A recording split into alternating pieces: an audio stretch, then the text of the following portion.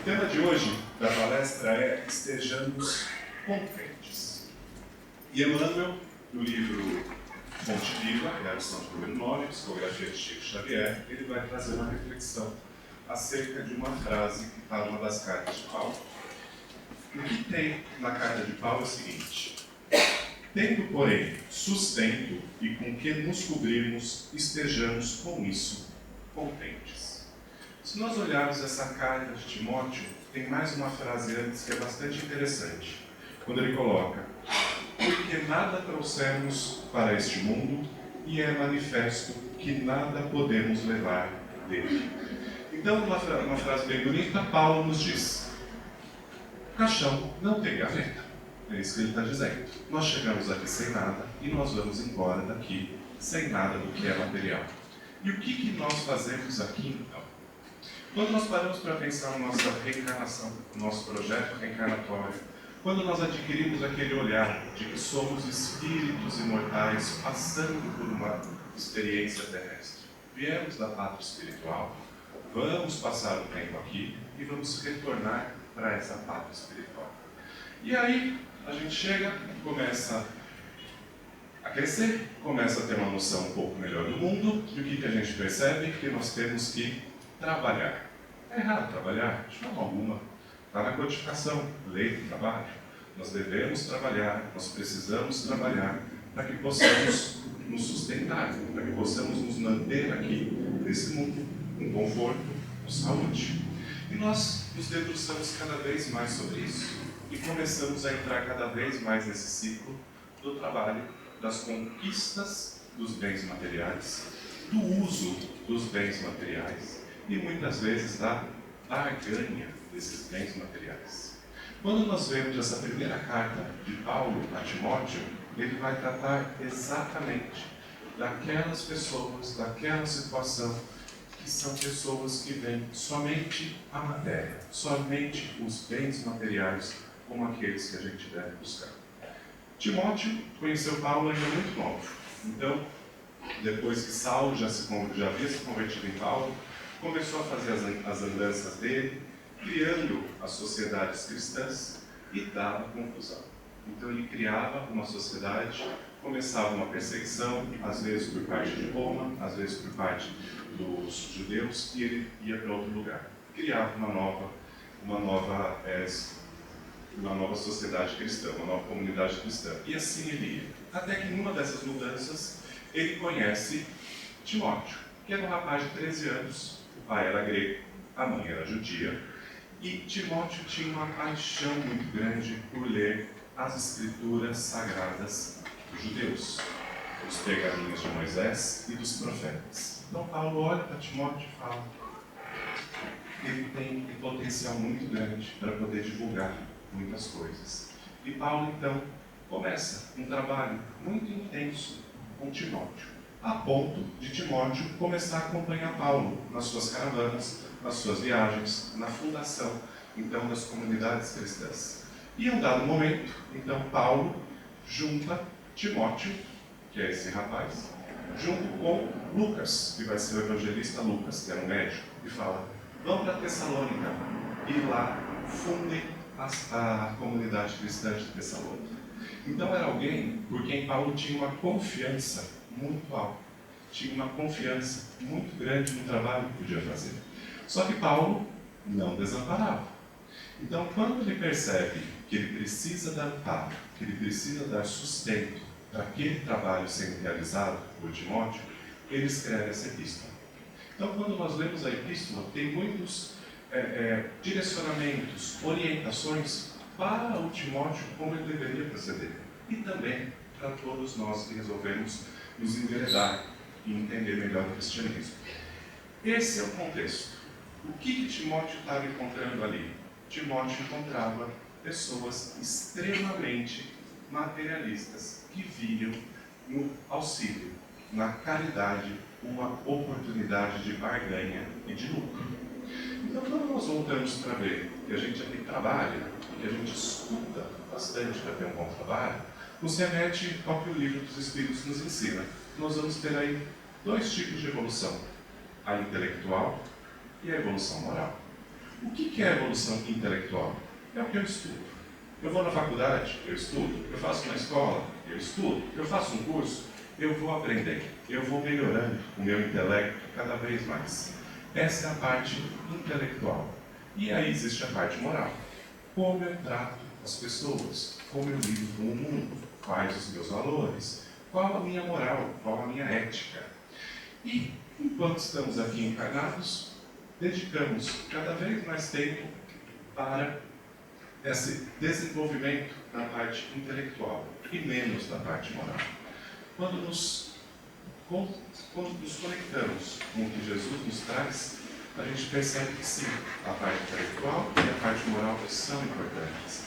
Mas o que vai dar o real valor para cada um de nós não é a parte intelectual simplesmente, ou quanto de dinheiro a pessoa consegue fazer, mas sim o uso que ela faz da matéria, o uso que ela faz desse conhecimento todo. Então, toda essa parte de conhecimento, instrução, qual o uso que eu dou nisso? Aí é que está o meu valor. Porque nós não podemos pensar que a gente vai fazer uma reencarnação para chegar num lugar em que a gente veio simplesmente para ganhar dinheiro, e o dinheiro vai ficar aqui e eu vou embora. Então eu vim aqui fazer o quê? Nada. Para que a gente encarna? Para que a gente vem aqui?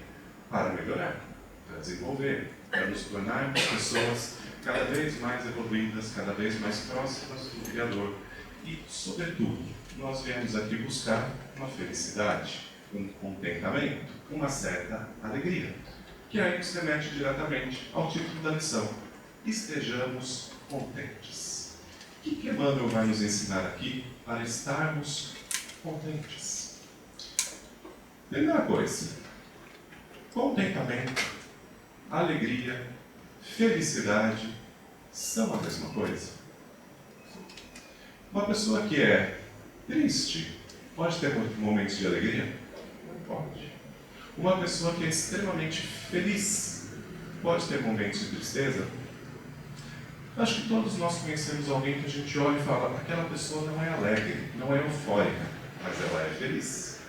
E nós também conhecemos o oposto, aquela pessoa é extremamente alegre, mas quando nós paramos para vê-la, nós vemos ali então que ela não é feliz, ainda tem uma tristeza grande.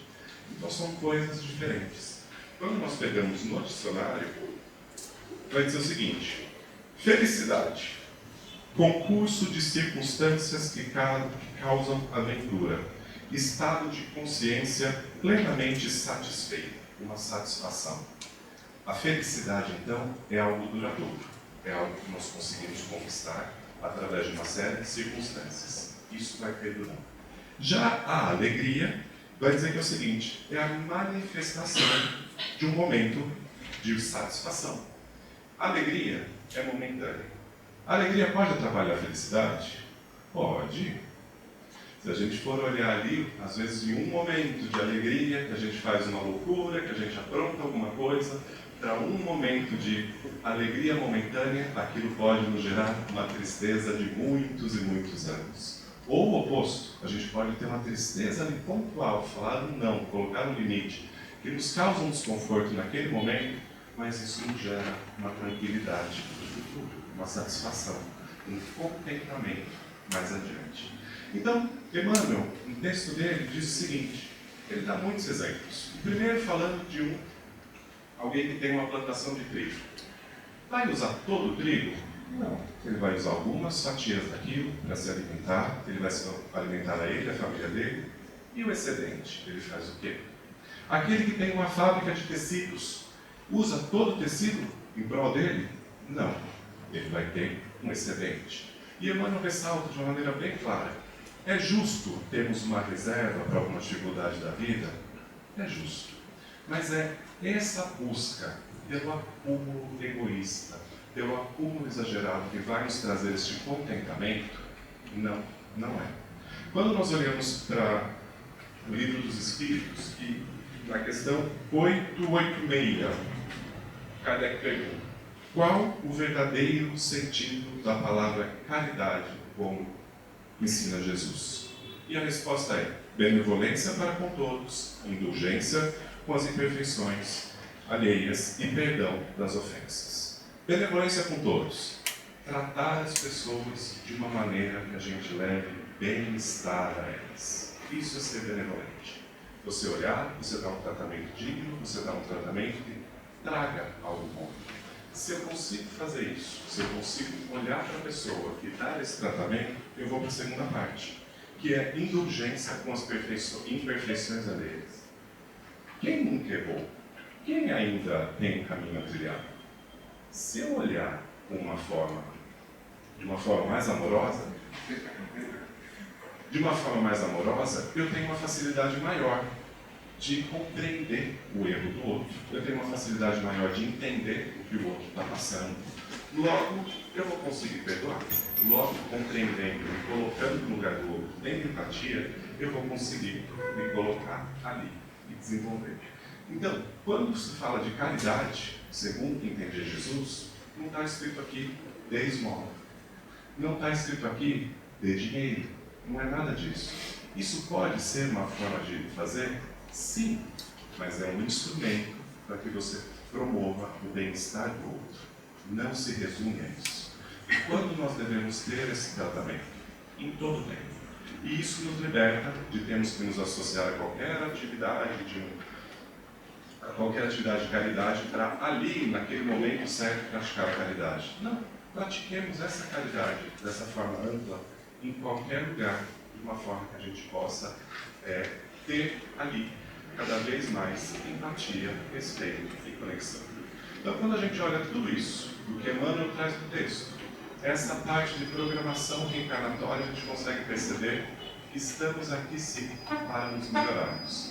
E o que vai trazer um maior contentamento é o desenvolvimento do espírito, é nos conectarmos com as pessoas, é desenvolvermos cada vez mais o nosso amor. Podemos ter esquecido disso enquanto encarnados, mas o espírito foi criado com o propósito de amar. Amar cada vez mais os outros, a si mesmo e o amor como Jesus nos ensinava. Possamos ter uma boa semana e estar sempre na companhia dos bons espíritos. Graças a Deus.